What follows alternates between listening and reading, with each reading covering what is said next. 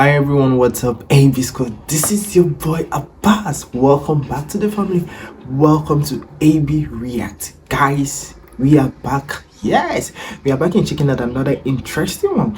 This one actually got to me. I actually got, a notification, and also someone actually said I should, check out this particular one. So today we are going to be looking at, another of Douglas Murray.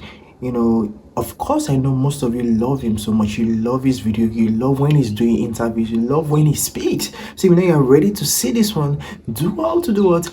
Join the family by clicking on your subscribe button and then notification bell so you don't miss out whenever I upload a video. If you have recommendations, suggestion, guys, always do well to leave it right there in the comment section. Guys, I can't wait to see this for myself. And if you're ready, join me to watch it. Joining me now is best-selling author of The War on the West, Douglas Murray. Douglas, we will get to Trump's red wave shortly, but let's start with President Joe Biden's performance in recent days. Here he is yesterday, dodging reporters' questions and trying to stay upright.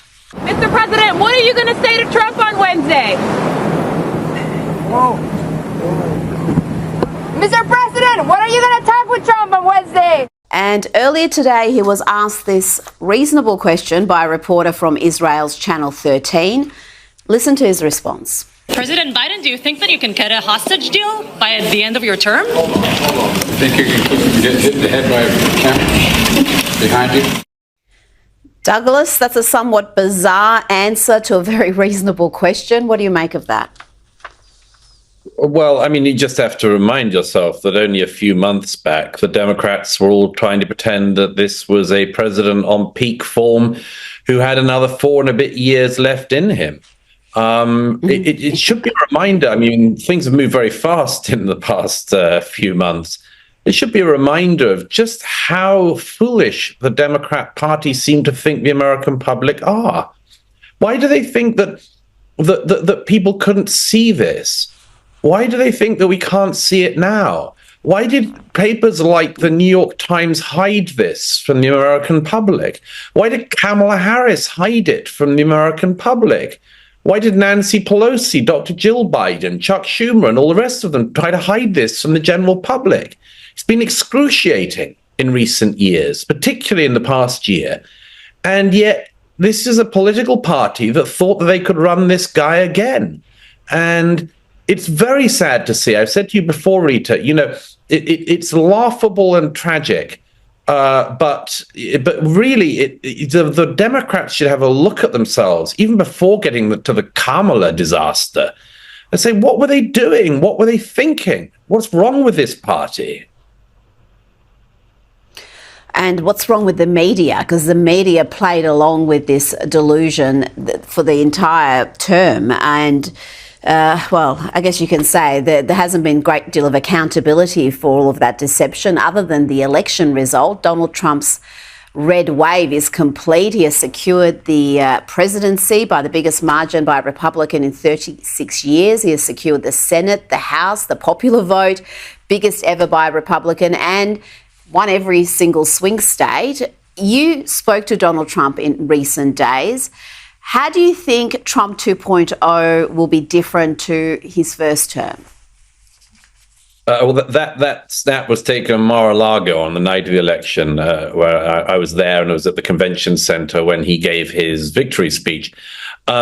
It's early days. The transition is taking place. Early appointments have already been announced.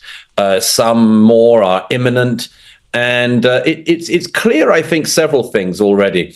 One is that Trump and Trump's team have said for a long time, that they wanted to come in with, first of all, with a resounding victory. When his team said to me at the Madison Square Gardens event a couple of weeks ago now, that they wanted not only to secure a victory, but such a decisive victory that it would include the popular vote, I thought, well, sure, everybody would like that. But the fact that they actually achieved it is remarkable. And there's several very important things about that. One is it gives Donald Trump an extraordinarily clear and clean mandate. The second thing is that the Democrats can play none of the games about, well, the Electoral College this, the popular vote that. No, he got all of it. And that should cause some serious time for reflection in the Democrat Party. But Trump and his team have been clear about a number of things. Firstly, they seem to everything I've heard, to be fully aware that in the 2016 to 20 administration, there was a lot of firing, a lot of hiring. By the way, even that's different from President Joe Biden, who never fired anyone. Sometimes you wonder if he was even aware who was working for him. But there was a lot of, everyone's aware there was a lot of upheaval in the first term. I think there's a very clear desire to make sure that's not the case this time. And they're getting people into positions who have not just experience, but who have a very clear mandate themselves. I mean, getting people like Congresswoman Elise Stefanik into the United Nations job, looks like Congressman Tim Walz also. This is a very serious administration that's being put together with some very distinguished figures in it already. And so I think the main thing is just that thing, not just of some continuity, but of a sort of an intent to have a calmness in the administration this time that was sometimes missing last time. It's also clear that there's going to be no sort of recruiting of people who aren't Trump loyalists. Trump has had so many people since his last administration who have shot him in the back and the front, metaphorically speaking, of course. And he obviously doesn't want any more of that. The sort of, the Kellys and others who said things that he completely disputes about him. It's clear they don't want that kind of roller coaster anymore. And so I think it's going to be very, very interesting to see the more appointments that come in the coming days. I think you're 100% right, and it's very clear now that he's not going to repeat those mistakes. He's not going to have these rivals in the inner sanctum. I think he thought initially it was a way of countering the anti-Trumpers to keep your enemies closer, but that's not the way to get things done. And I think, 2.0 is going to be very different. You wrote a piece for the New York Post on the 10 things Donald Trump can do to clean up Joe Biden's messes abroad, starting with Ukraine and ending with Iran. He's got plenty of messes to clean up domestically, Douglas. How much focus do you think will be on foreign affairs? Well, I think there'll be a significant amount, but the main thing is that just Donald Trump being president-elect is already starting to change the calibration of the world. He is somebody who understood and has understood for years the Chinese Communist Party as the main strategic competitor to the United States. And he realized that Americans had, to a great extent, been taken for a ride in trade terms for years.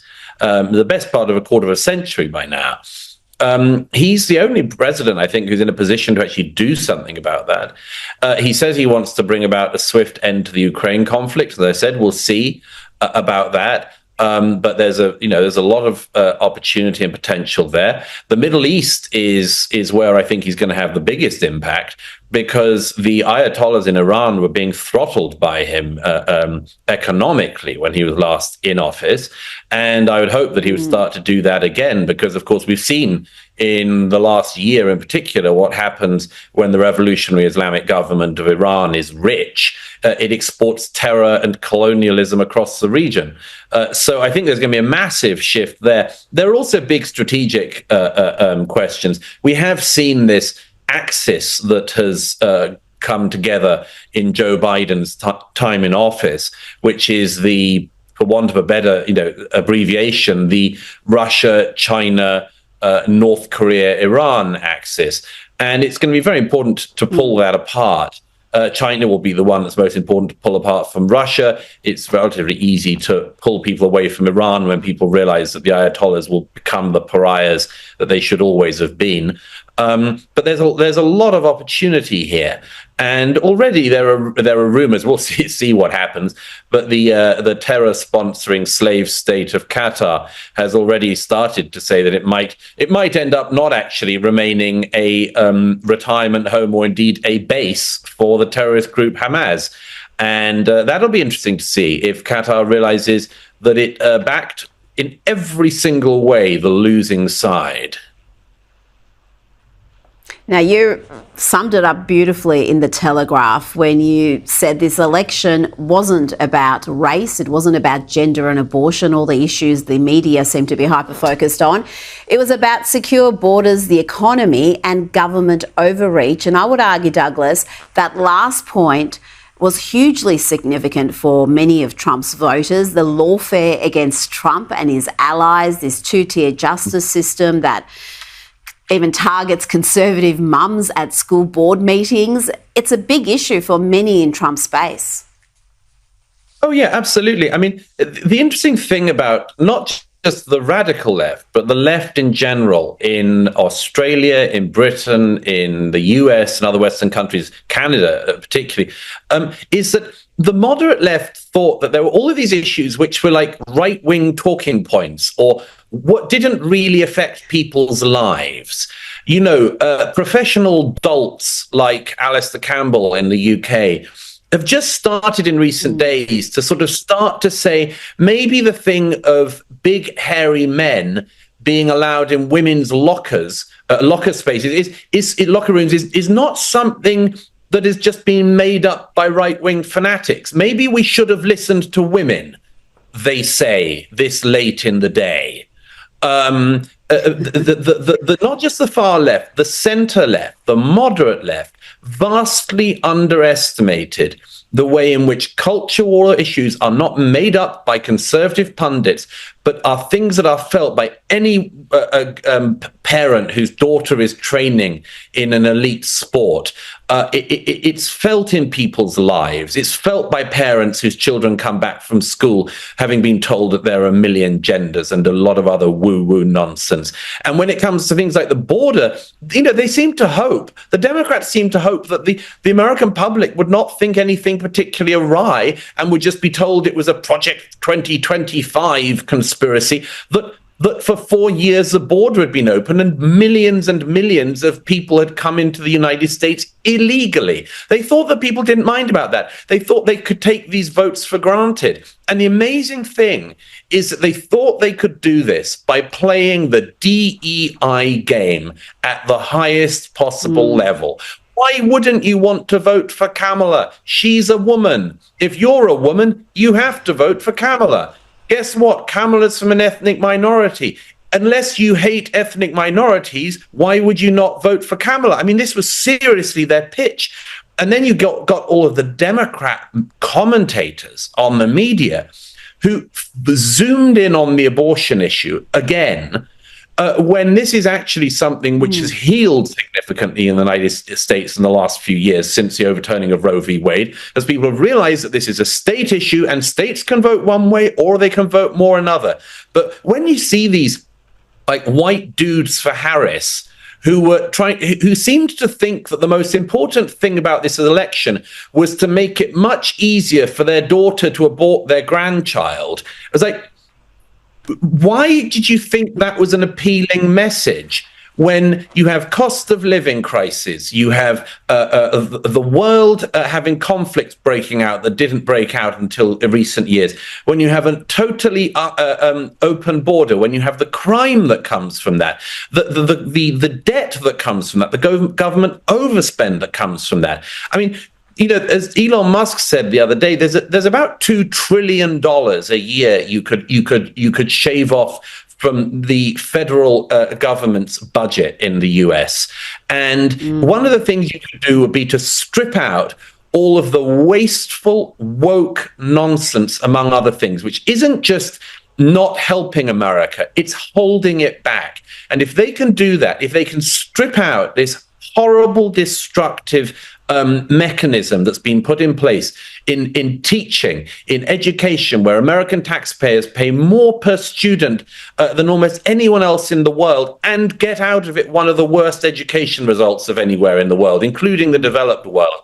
These are things that are really serious, and the Democrats did not run a serious campaign. They had an unserious candidate who wouldn't even answer a question seriously. So thank goodness that the American public have seen through that. Now, before you go, the leftist media has been in full meltdown mode. They haven't heeded any of the messages you just spoke about. They're just doubling down on the identity politics. And as entertaining as that is for me and my lefties losing its segment, it's not helping their ratings, Douglas. MSNBC's ratings have tanked, diving a staggering 54% in prime time. Shows like Joy Reid and Lawrence O'Donnell's have lost more than half their audience. And CNN is also having a rough time. It's planning to wield the axe on some of its biggest stars. It seems like calling half the country Nazis, fascists and white supremacists is not a winning formula, Douglas. Well, no, it isn't. And some of us, Rita, we've said this for a while about them, haven't we? You know, I mean, it was amazing, as we said the other day, you know, that Kamala Harris's campaign went from joy to literally Hitler in 3 months. And the most intelligent Democrats and leftists and others, and you know, anti-Trump Republicans, most of them will, I hope, spend this grieving process that they're going to go through actually learning some lessons. It's been very interesting in recent days. This isn't like post 2016 at all. There actually haven't been as many complete meltdowns. And there's lots of reasons for that. But I'd like to think, putting a positive spin on it, is that one of them is that some of the Democrats and others have actually started to get the message. Maybe we shouldn't call the public garbage. Maybe when Donald Trump wins the popular vote, it's not enough to call anyone who has ever supported him a Nazi. It's not enough to talk about brown white supremacists and black white supremacists and Jewish Nazis and everything else.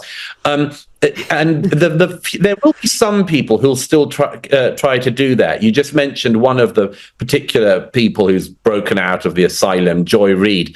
She's a pure race baiter. She's a black race baiter who just loves causing racial division in America. And she's one of the very few who's tried to double down since this. I don't see a future for people like her on the media. Their ratings are horrible and their behavior is much more horrible. And so no wonder people are turning off. I think it's really important. I say this, you know, that the Democrats who ever want to get back into office again have to listen to this result and realize it wasn't the public that was wrong. Absolutely. And just finally on Joy Reid, she had an Ivy League psychiatrist on just in the last couple of days saying stop seeing family members who voted for Trump. It's essential to stop communicating and spending the Christmas and holidays with your loved ones. Crazy. Well, that psychiatrist and Joy Reid both need a proper psychiatrist themselves, and I hope they get help as soon as possible. Douglas Murray, thanks for your time this evening. Great pleasure. That was a great video. That was an awesome video, guys. If you really enjoyed that video as much as I did, don't forget to smash the like button, join the family, join AB React by clicking on the subscribe button and then on the notification bell so you don't miss out whenever I upload a video. If you have recommendations, solution, guys, always do well to leave right there in the comment section. Alright, everybody's gone. You know, I can't wait to see you in my next video. Today, stay safe, stay blessed. Don't go out, don't touch that out. Bye, guys.